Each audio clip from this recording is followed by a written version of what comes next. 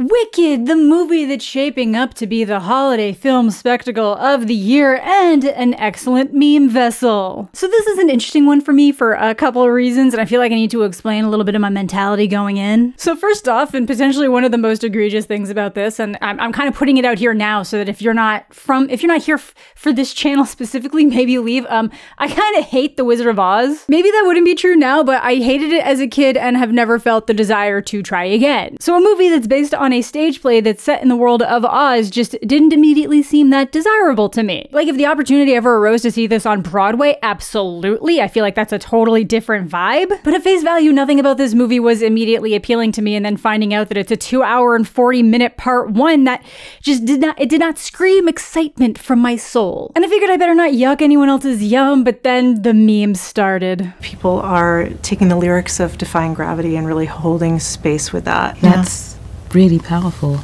That's what I wanted. I didn't know that was happening. I've seen it on a couple posts. All my friends started to hold space for everything with the lyrics of Defying Gravity. So on this Monday, which is not when I'm recording this or when you'll be watching this, I decided to experience Wicked. Look, I was mostly joking when I said I didn't need to watch Wicked because I'd already seen Glee, and I do legitimately think that this little dude's rendition of Defying Gravity is the best one ever. But when I can look up a movie and almost every single seat is sold through at 3 p.m. on a Monday, I think it's potentially earned some consideration. Much like today's sponsor, Incogni, should earn your consideration year-round. Every single day, your personal information is being sold without your knowledge by wicked people, some might say. I would say that. That means your email, phone number, family members, and more are just bouncing around the internet for anyone to buy. At best, these companies are just going to annoy you every single day, and at worst, they could be selling information to people with more targeted intentions towards you and your family. But Incogni will scan the web for these data brokers and people search sites that have your information and send requests on your behalf to have it removed. About a month ago, I noticed a rapid uptick in scam call attempts and assumed that my data had been sold off to some new company. And sure enough, when I checked my Incogni dashboard, there was suddenly a handful of new data requests underway for my information removal, and by the end of the week, they were all complete and the calls stopped. And I didn't have to do a thing because they're just out there searching on my behalf constantly. And it can be that easy for you too. Just make an account, give Incogni the okay to work on your behalf, and they'll keep you updated as they handle the back and forth stress-free. So check out incogni.com/Amanda at the link below to get 60% off an annual plan and let Incogni take care of the headaches of data removal. Okay, so back to Wicked, and other than the memes, there were a few things that made me want to check this out. For one, I am interested by anything that can be making this much money and still have reviews just all over the spectrum. We've got people crying tears of joy and excitement, like fights breaking out all across the internet between people who think it's acceptable to record a movie theater screen and those who realize it's not. Some people absolutely hating it, other people having fundamental issues with the filmmaking and how certain choices are breaking the magic. Others saying it's the first time they've been able to relive that Broadway experience they have, and a lot of other people that are just kind of like, yeah, that was pretty good. And I will say, before going into the spoiler details, I thought it was pretty good. There are some real highlights to this movie, and then some complaints I definitely agree with, and then a lot of stuff I just wasn't really expecting that are just pleasant surprises, because so much of this movie ended up being totally different in areas that I wasn't expecting, and it really worked for me. Like, I had no idea what was going on with Glinda as a character, so color me surprised when you find out the kind of character she is and how much humor she's bringing in. I think the on-screen chemistry between Ariana Grande and Cynthia Erivo is really strong. Vocally, they work incredibly well off each other, but they also feel like the only two characters that really shine in this at all. Actually, that's not true. I'll give Jonathan Bailey as Fiyero a pretty delightful, he was pretty fun too, but other than those three, everyone's just like pretty paper thin and not leaving much of an impact. But hey, that's not anywhere near as much of an issue. Their main characters are crushing it, and they're the ones that really matter. I do think there's some color and lighting issues. I don't think it's as void of color as I saw some people saying, but I think it's more of a problem with like the lighting drowning a lot of things out. Like, it is just entirely too overexposed. There are just like unusual lighting source choices, and then it doesn't really feel like there's a lighting source. It just constantly feels like light is being flooded in on people, which is unfortunate when the thing The Wizard of Oz kind of really has going for it visually is that Technicolor vibe, which probably would have been nicer to see here. I did not love the director's comments on that they were trying to make it feel real, which just pulled back on some of that visual magic, which is unfortunate because it still doesn't end up feeling real at the end. But on that same note, using a lot more practical sets made a huge difference to make this world feel tangible in a lot of areas and more impressive, but then that also just contrasts in the moment where it does does start feeling like it's leaning into too much CGI. And then sometimes that lighting is just so harsh that it's kind of making those practical sets look even more fake than they should be coming across as like practical sets. But for those like me who didn't really know what Wicked was outside of having some kind of connection to the Wicked Witch of the West, Wicked is based on a book by Gregory Maguire, which has to be the most successful piece of fan fiction that was actually just allowed to live in the franchise that it's exploring. It's essentially told as a biography around Elpheba, the Wicked Witch's life, and was made to explore the idea of nature versus nurture and evil, how if people are always calling you something, how long would it take for you to start internalizing that and be the thing everyone was afraid you were, the good old self-fulfilling prophecy, and then we got some fascism. So the stage play is loosely based on that book. I hear the book gets pretty X-rated, and this movie is obviously based on that stage play, but it's still doing a really good job getting some of those larger themes out there. Where Elpheba is a naturally talented witch who's been judged and hated her whole life because she's green. And this movie is apparently just focused on Act 1 of that stage play, the things that happen before Dorothy gets to Oz, and apparently Part 2 is going to jump ahead to after Dorothy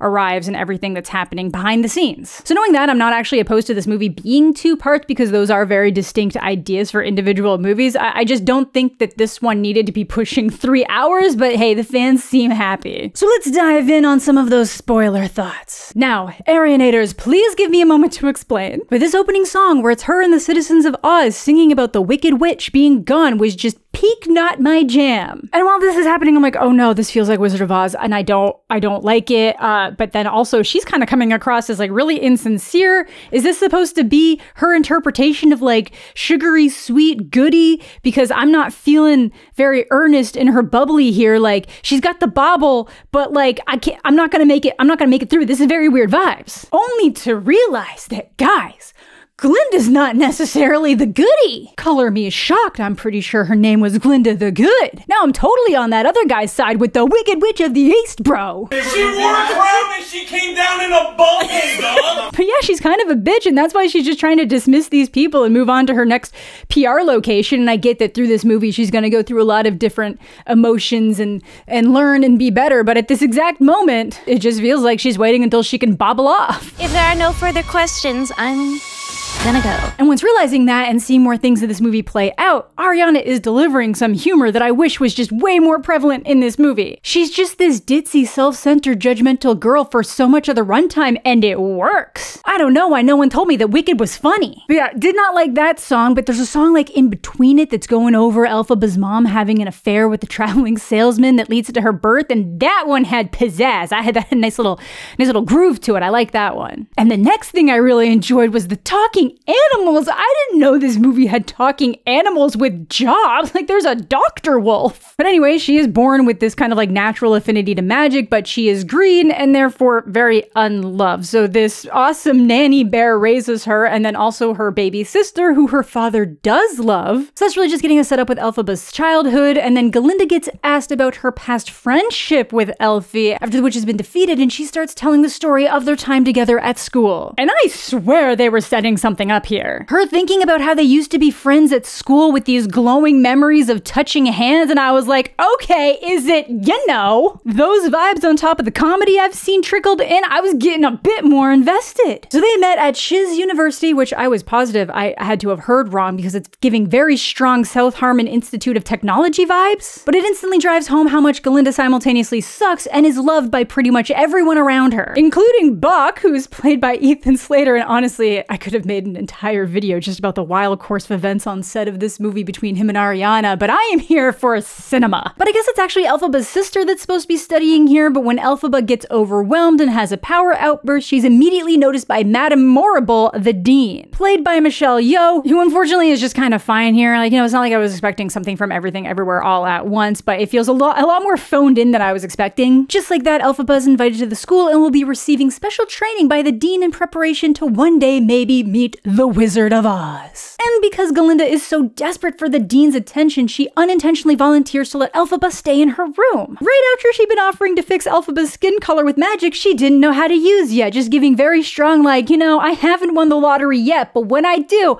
you're covered, man. But also, I have to wonder, why is she the only one without the blue uniform? Is it literally just because she likes pink and people don't want to piss her off? Or is there an actual reason why she isn't expected to wear one? Please let me know. But unfortunately, just like at home, everyone is afraid or disgusted by Elpheba's appearance, which is wild considering they have animals performing births. But speaking of the animals, I noticed something interesting in here. When she has her kind of magical outburst and accidentally like breaks a bunch of things, there is a wood panel dedicated to Oz that breaks off to reveal some anthropomorphic bears behind it. So at one point were they very important and now they're kind of being like erased from history in a way? Like, what's happening here? And yes, apparently that will actually be a major plot point of this movie that I could not have remotely planned for and was delighted to see. Again, I cannot stress enough how I had no idea what this movie was about other than it being The Wicked Witch of the West. Like when I saw the bears, I thought we were just gonna have some nice whimsical animals in here, but instead we're dealing with animal hate crimes. Because apparently at one point things started to change in Oz and food and resources started to get scarce, so they started putting the blame on the animals and rejecting their culture and autonomy. So there's some pretty deep themes here that I assume the book goes harder on.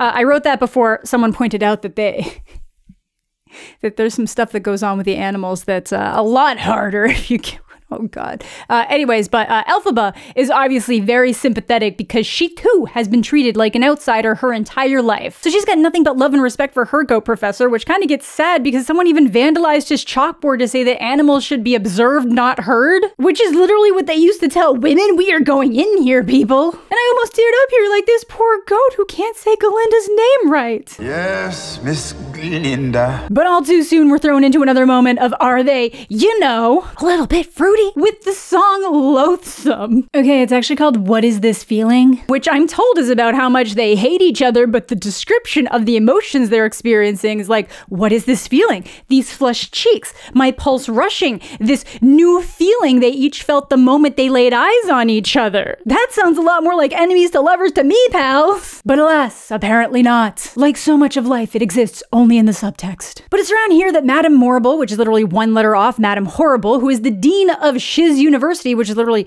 one letter off Shit University, is teaching Elpheba to use heavy emotions to channel stronger powers to meet the wizard, and I start thinking that like maybe the wizard's actually bad. The dean seems pretty uninterested that one of her professors was a hate crime, and I can't really remember much about the Wizard of Oz other than it being this kind of facade, right? Like it was just a dude in a room, so I'm kind of banking on him being the baddie, which I assume has to tie into the animal rights thing because apparently it's getting so bad that they're completely losing the ability to speak and being kidnapped away, which, you know, you'd think an all-powerful wizard, the ruler of this realm, would be able to stop. But no time to stick with that interesting thread. It's time for the love interest Fiyero to arrive. But Fiyero here doesn't seem bothered by Elpheba's appearance at all, but Galinda immediately swoops in and their level of shared ignorance and ditziness seem to align so perfectly. Like she's showing him around this school and gets to the library and is like, there's a collection of rare books here and some medium rare as well, and I just love it so much. Again, I hadn't really watched the trailer, but I'd seen some of like the teaser stuff, a lot of the stuff from like the press run of interviews, but I'm kind of upset that it seemed to only focus on the over dramatic qualities when so much of this movie is funny. You know, not that the movie needed that help, it's doing just fine, but you know, just for my own personal beliefs. But that night there's going to be a big party courtesy of Fiyero, and for Glinda to get Bach off her case, she said it would make her so much happier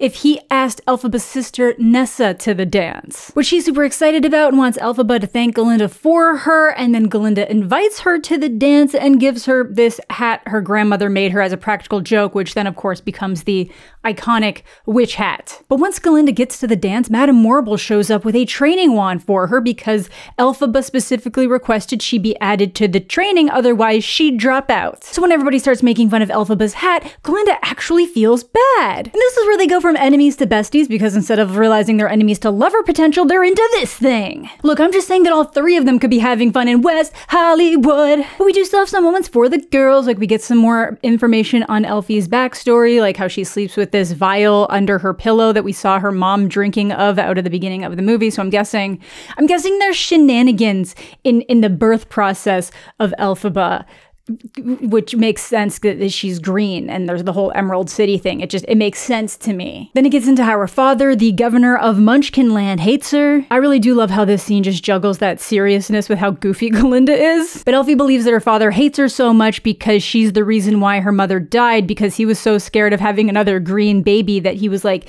feeding her something that ended up poisoning her and is the reason why the sister's in a wheelchair. And I like how this scene juggles that tone, because while we do get like a little bit of levity out of Glinda, she also comes in to kind of like make Elphie realize that while her father hating her and blaming herself for her mother's death might be what she considers to be her secret, it doesn't make it true. Because it's not the truth, but then this leads into popular, which I wasn't really into when it released early. I didn't listen to the whole thing, but I just kind of started it. And obviously going in with my preconceived notion that the attitude of Wicked was just very similar to the tone of Wizard of Oz, I was just not on board. But in the context of the movie and knowing the full Glinda vibe, I am so on board with this. Very fun. Again, just perfectly juggling that tone of like, oh, I'm gonna help you be more popular. I'm gonna help you with your glow up. As long as you're not more popular than me. But those good vibes are instantly killed when they start dragging the teachers out of class to then tell the students that animals deserve to be in cages and silent. So Elphaba snaps, as you can expect, and accidentally puts the whole class to sleep, except Fiyero, which they don't explain. He's even confused as to why that happened, but he busts out the adorable little future murder mitten cutie, little baby lion out of his cage, and they take off to get it to safety. And there's some really nice moments here, like we can see that there's some depth to Fiyero. There's a lot of flirty back and forth, but Elphaba just really doesn't believe that he could ever love someone like her, especially when Galinda's going around saying they're going to be married. And there's really no time to figure out that or the fact that all the teachers just got drug away because suddenly she's being hauled off to the wizard. Hauled is the wrong word. She's being escorted off to the wizard. But I'm pretty sure he likes her back because even Galinda has noticed a change in him. She says that he's been thinking more, which I thought was hilarious. So I assume he's gonna have a much bigger part in the second movie because I don't feel like they used him like super like a lot in this, or that he really amounted to anything. Obviously I feel like it's going to build into like Elphie's entire like self-acceptance run that she's going to go on, and just like the stronger themes that this is dealing with. I don't know, maybe there's a lot more to Fiyero. So even though we know that there's some definite tension between Elphie and Fiyero, Glinda obviously doesn't see it, but because he says he can't stop thinking about that day that Dr. Dilliman was hauled away, Glinda, in attempts to get better attention from him, says that in honor of Dr. Dilliman, she will change her name from Galinda to just Glinda, because that's how Dr. Dilliman used to mispronounce it. I love my goofy witch. And at the last minute, Elphaba invites Glinda to come with her to meet the Wizard of Oz. So they get to the Emerald City, and it's a big spectacle, lots of shows, lots of entertainment. Clearly no one here is aware of animal counterparts being drug away horribly. Then there's a nice little cameo for the original performers of the musical, Kristin Chenoweth and Idina Menzel, which I know, again, because I've seen Glee. Look at me go, educated. But then they get to Oz, who was a facade like I remember, but the man behind the facade was Jeff Goldblum, and it feels like he's kind of phoning it in, feels like he just kind of showed up on set and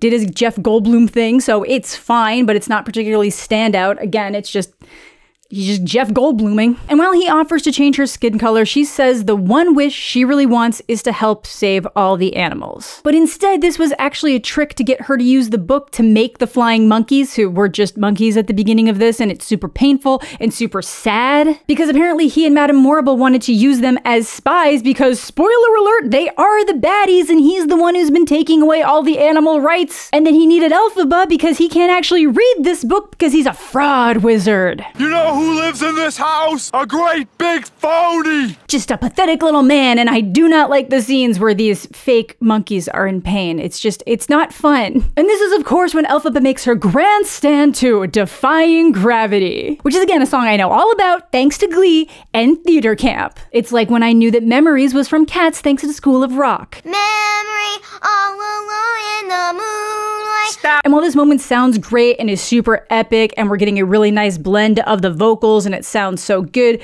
I do feel like the weight of the moment does not feel as strong as it could be because of the set piece we're currently working with. I just can only imagine how amazing that moment would feel on Broadway with what they're doing on stage. I'm not saying it's bad here, but visually it feels very weak in the context of the story, and I feel like they could have done more with it. While fully realizing that if I had an emotional attachment to Wicked going into this, I would have been like bawling when this scene was happening, because like it is very epic. It's building up. It is her making this stand, her deciding like, no, I am right, I am powerful, and you can't hold me down. The only thing we're holding is space for those lyrics. But overall, this part of the movie I'm not really like a fan of. It's just a bunch of like the wizard's henchmen trying to like hunt them down and chase them around before she learns to fly off and crashes the power grid of the city, which is sick. And then she takes off with Glinda looking back at her mournfully, but again, I assume she just falls in line with what Morrible and the wizard are doing based on her personality at the beginning of the movie. Obviously, this is not remotely in line with what Frank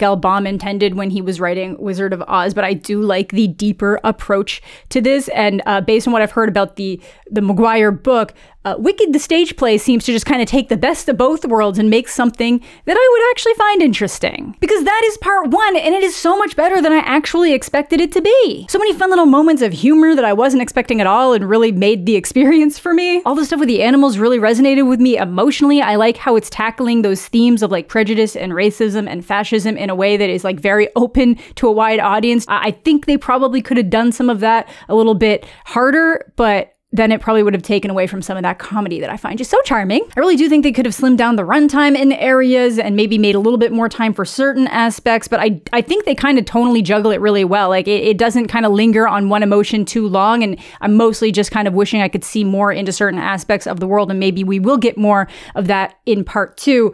But for a movie that is this long, I think they're doing a pretty good job with the pacing, which actually makes all the difference. And you know what? I will be seated for part two. It is not too late to bring down your exposure. But let me know what you guys are thinking down below. Did you love this movie? Did you hate this movie? Did you not care about this movie? Did you not know anything about it like me? And then you went in and you were like, oh my God, she's the baddie, guys. I was not expecting that. If you've seen this on Broadway, do you think this is a good film adaptation? Were you disappointed in certain areas? Are there things missing somehow, even though the entire runtime of this movie is like the length of the Broadway runtime? Was there something missing? But that's gonna do it for today's video. Thanks again to Incogni for sponsoring, and thanks as always to my Patreon supporters and YouTube channel members. Subscribe to the channel if you're new, leave a like on the video if you're into that kind of thing. All my other social medias are listed down below if you want to follow me there. I hope you're all having a fantastic day.